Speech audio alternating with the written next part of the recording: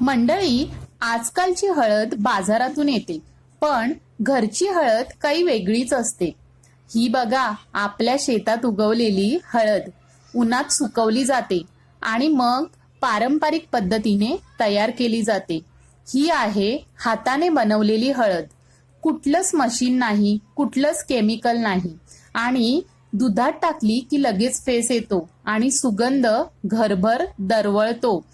तर ताई म्हणते खरी हळद ही ओळखायला शिकली पाहिजे, त्यात औषध आहे।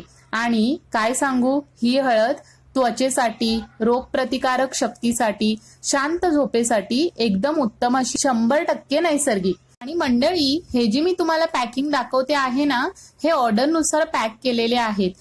आपण जर खरंच वोकल फॉर लोकल असाल तर आजपासूनच बाजारातली नाही, घरची हळद वापरायला सुरुवात करा।